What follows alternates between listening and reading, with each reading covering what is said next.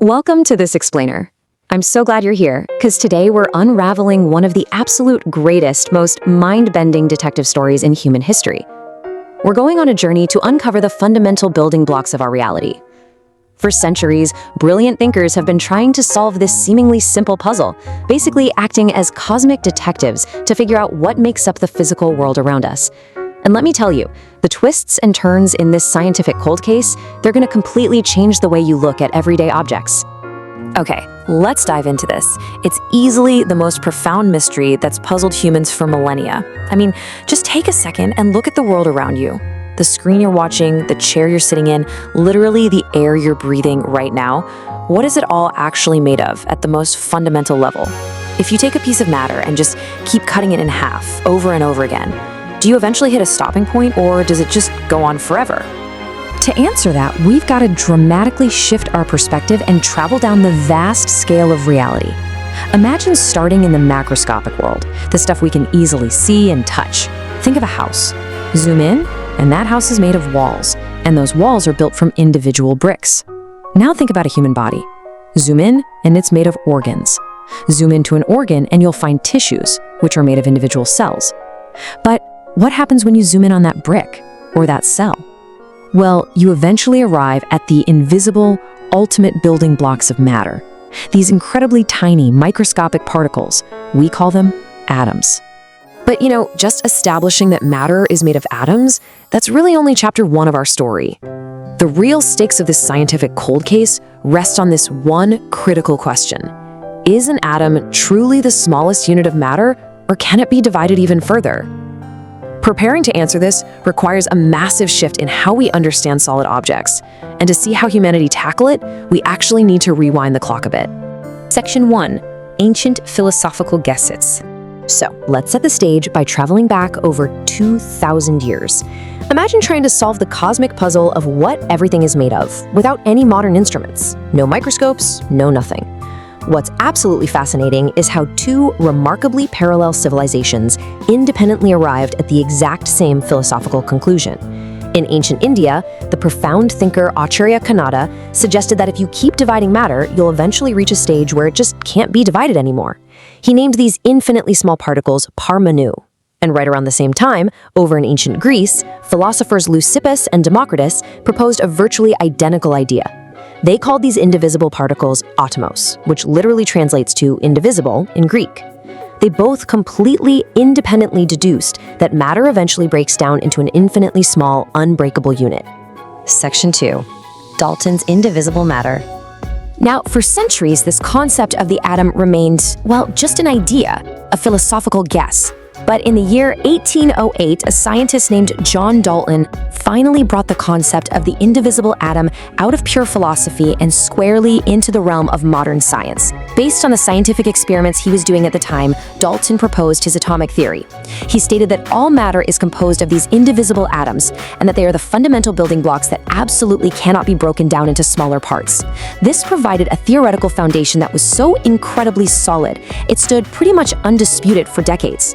Fast forward slightly though, and scientists discovered that atoms actually did contain even smaller particles, like negatively charged electrons.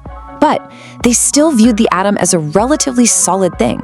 The scientific consensus of the late 19th and early 20th century was championed by J.J. Thomson.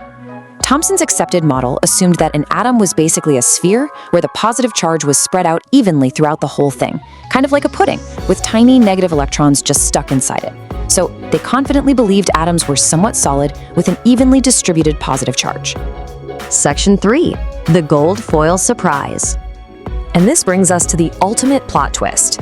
Whenever there's a really solid scientific consensus, all it takes is one experiment to completely shatter it.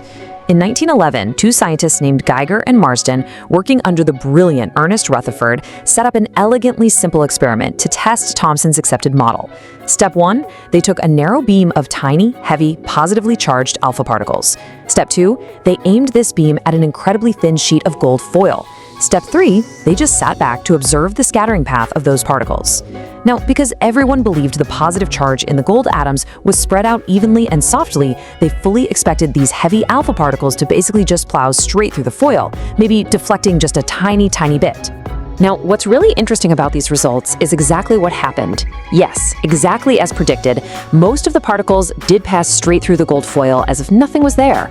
But some particles were sharply deflected at super wide angles. And incredibly, a few of those heavy particles completely reversed direction and bounced right back toward the source.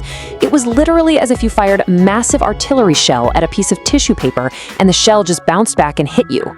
There's no way that makes sense, right? It was a mind-blowing surprise that completely broke the old model. Section 4. A tiny solar system. This shocking anomaly meant the old scientific consensus was officially dead. The fact that some of those particles bounced back meant they had to be hitting something incredibly dense. And this brilliantly illustrates how Rutherford was forced to propose a radically new reality, the planetary model of an atom. The atom was no longer a solid block or a soft, evenly spread out sphere of charge. Instead, it was suddenly understood as a highly complex, dynamic, and mostly empty system. Let's summarize Rutherford's radically new conclusions here. First, because most particles pass straight through without any deflection, it proved that most of an atom is actually entirely empty space. Second, the few particles that bounced back meant there had to be a dense, intensely positive center containing almost all of the atom's mass. And third, the electrons don't just sit there stuck in the atom, they actually revolve around this center at a distance, very much like planets orbiting the sun. This realization is huge. It means the seemingly solid objects we touch every day, our desks, our phones, our own hands, are mostly composed of absolute nothingness. Now, this heavy central hub needed a name. Rutherford called it the nucleus. By definition, the nucleus is the extremely small, densely packed positive center of an atom. This was the exact culprit. This tiny, dense region is what possessed the incredibly concentrated positive charge and mass required to forcefully repel and bounce back those speeding alpha particles during the gold foil experiment. But what's truly breathtaking here is the mathematical scale of this discovery. Rutherford calculated the sizes involved, and the contrast is just unbelievable. The diameter of an entire atom is about 10 to the power of -10 meters. But the diameter of the nucleus, it's 10 to the power of -15 meters. What does that mean in plain English? It means the nucleus is roughly 100,000 times smaller than the atom itself. To help us vividly visualize this dizzying void inside every single atom, think about this incredible analogy. Imagine an atom scaled up to the size of a giant 100-meter wide cricket ground or sports stadium. If the atom is the entire stadium, the massive, heavy nucleus that makes up almost all of its weight would merely be the size of a tiny black pepper grain sitting right on the center pitch. Everything else in that stadium, all that vast space out to the bleachers where the electrons orbit, is just pure empty space. Yet, despite being mostly nothingness, these atoms stack together to form our seemingly solid reality. And they are incomprehensibly small.